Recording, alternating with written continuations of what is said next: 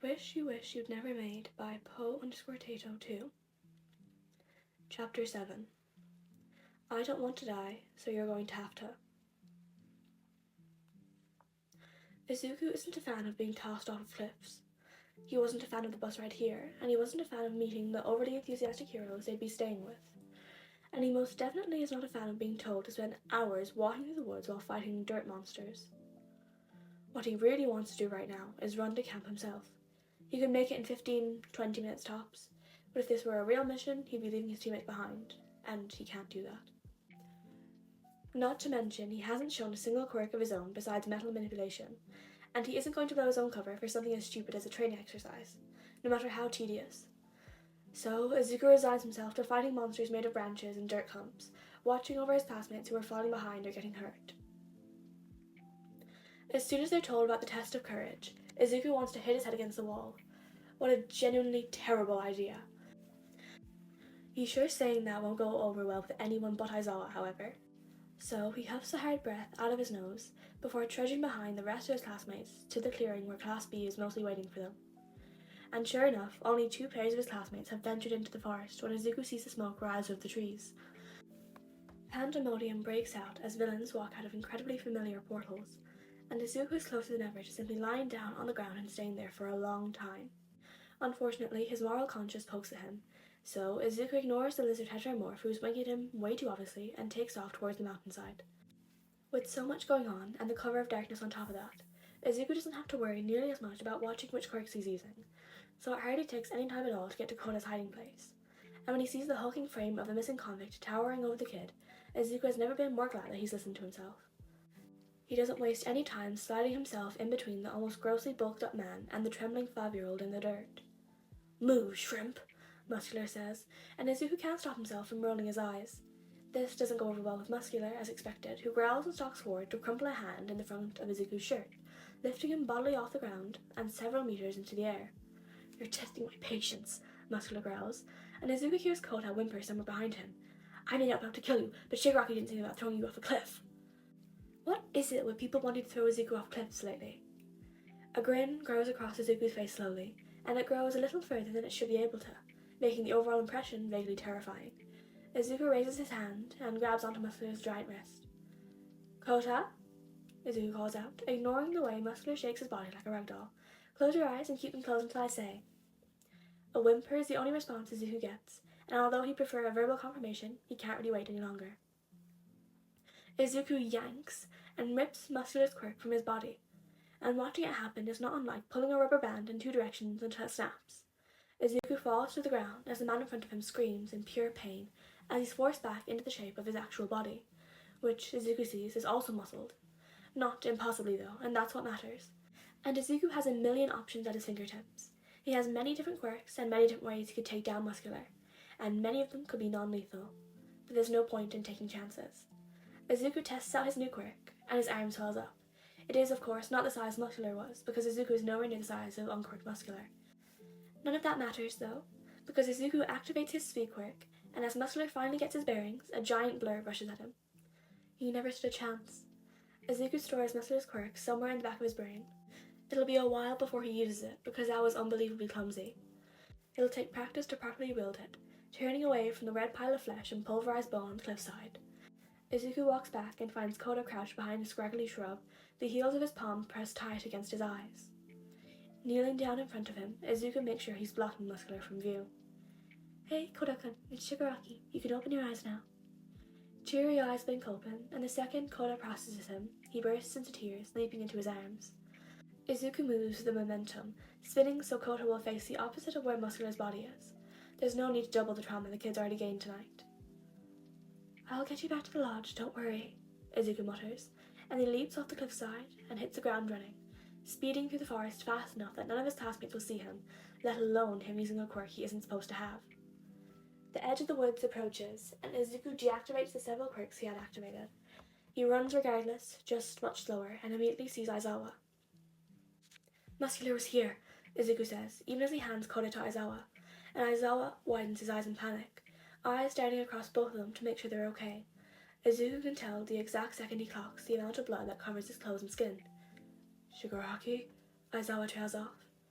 Izuku doesn't have time for hang-ups about murder, though. I'm going to help the others. A brief pause. Don't let anyone go up that cliffside. Don't worry, I didn't let Koda see. The look on Aizawa's face would stick with Izuku for a long time, but he took off into a sprint into the burning forest. Something was very wrong. He'd known the invasion was probably his brother again, but Tomura would have never added Muscular to his party voluntarily. He had no kill rule, and although Izuku knew it was mostly just to make him happy, it didn't change the fact that Tomura kept it in place for him, especially if it was his class. What the fuck is going on? Izuku passed a few groups of students, most of them mobile and moving in the right direction. He paused for any stray groups and pointed them in the right direction. Soon, Izuku saw Shoji, but as soon as he did, he heard a rage-filled, inhuman scream. Catching sight of a bleeding stump where one of Shoji's arms was supposed to be, Izuku immediately knew what was happening. Dark Shadow, Izuku signed. He knew a good bit of sign, although more complex sentences would be lost on him.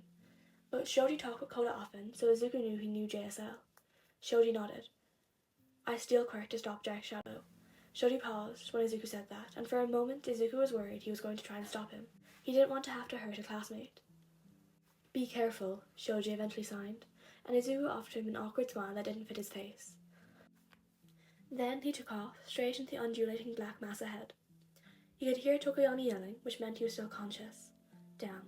That meant Izuku actually had to touch Tokoyami, and he couldn't just steal Dark Shadow from a safer distance. Ducking a huge swiping claw, wind ruffled his hair as he slid across the leaves on the forest floor. He could see Tokoyami now, wrapped in a writhing mass of shadows, screaming and struggling in his own darkness. A rare spark of genuine sympathy ran through Izuku, for the second time that night, and he did a rather impressive handspring over the sudden black mass coming at him. He was close now. Black, raven eyes opened to net Izuku's. Tokoyami was screaming at Izuku to run, about the danger, but when he saw Izuku stuck out his hand, he also saw the spark of understanding in his eyes. There was a spark of pain, too, which Izuku didn't doubt, but in the end they didn't have much of a choice. Tokoyami stretched out his hand right as a giant yellow beak came rushing through the air at Izuku. Fingertips brushed, and in desperation Izuku pulled, and it took way more force than he was expecting. So much that Dark Shadow's beak opened around him, but it didn't close, because Izuku took the quirk free, and all of a sudden, the forest was silent, and Dark Shadow was gone. At Hallows! Tokoyami collapsed onto the forest floor, heaving in a gasping breath. Thank you, Shigaraki-kun. I could not control her. The villains in the darkness have the combination proved too strong. It's all right. Izuku crouched down next to him. If I gave her back, do you think you could control her? I do not know, but... Tokoyami shivered and twitched. This feeling, this absence of darkness, I am missing something vital and cannot function without it. Izuku had never taken a sentient quirk for this reason, actually. I understand. Here. Grabbing Tokoyami's scratched up hand, Izuku pushed his quirk right back into the slot it belonged in. Tokoyami took a sudden, gasping breath, latching a hand on his chest. A small shadow immediately appeared over his shoulder, nothing at all like the beast that hadn't been able to differentiate between friend and foe. I'm going to help the others, Izuku said as he stopped. He waved Shoji over from where he was peeking out from behind a tree. The lodge is that way. Izuku saw the devastated expression that managed to come across Tokoyami's feathered face when he saw Shoji's missing arm, and he nipped that shit in the bud immediately. Hey, save that shit for when you're safe. The two boys and one shadow stared at him in fear. Go to the damn lodge. I have no idea who or what is out there, and you don't have time for apologies or to feel guilty right now. Maybe it was the way he spoke, or because no one else was around to tell them otherwise, or maybe they could see the wisdom in his words. Whatever the reason, Izuku watched as they hardened, resolve forming. Good, you're going to need it. Izuku waved them off, then took off again. He needed to find where the fire was coming from. He'd strayed from it somehow. He wasn't going nearly as fast as he was with Kota earlier, because he didn't want to end up accidentally overlooking a wounded classmate. Izuku can afford to be many things, but careless is not one of them.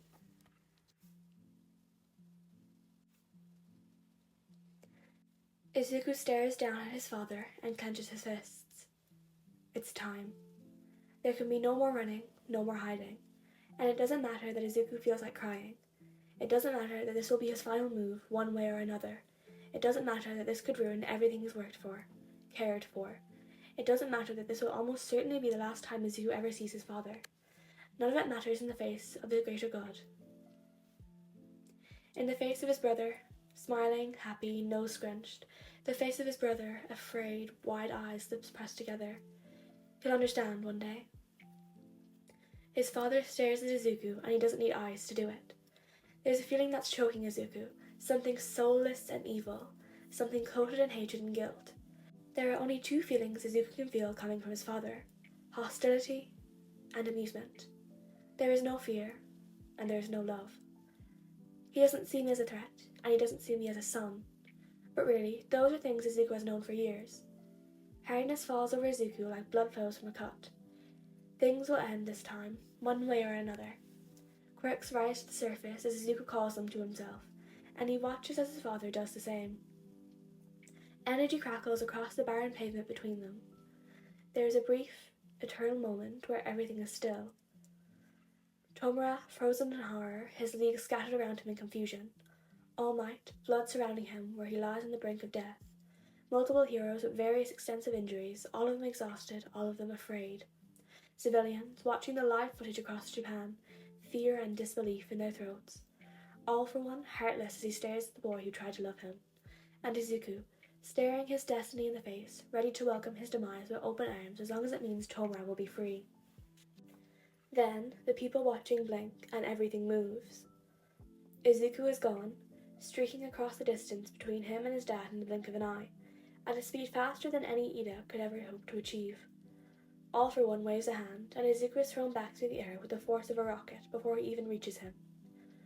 Monstrous black claws sprout from Izuku's hands, taking over his fingers entirely, and he sinks them into the pavement as he goes flying, leaving long gouges in the ground as he stops himself. Without losing momentum, he throws himself forward again, this time screeching as he goes, at a high-pitched frequency that only animals could typically hear, which hits All for One, who briefly convulses before recovering. Izuku knows it's because he's turned off the hearing quirk he was using.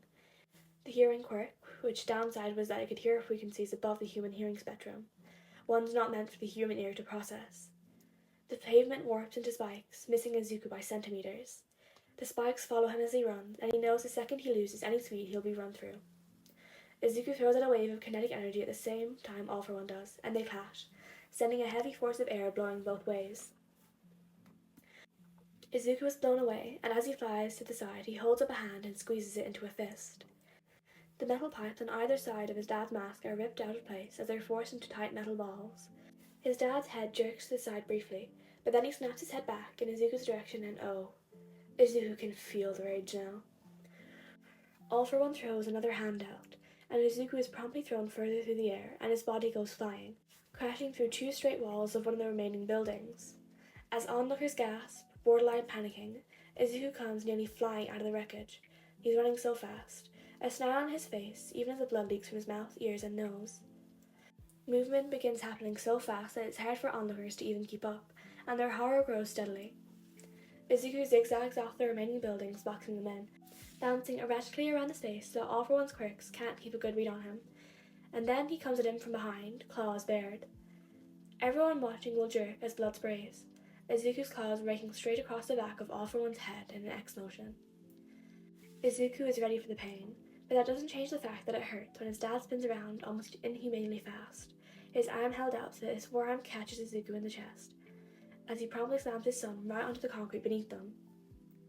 The strength of the blow creates an indent in the ground where Izuku's body is, and the dust and gravel fly up, obscuring them both. Izuku can't hear the animal screech Tomura lets out, the way he calls Izuku's name in fear and anguish.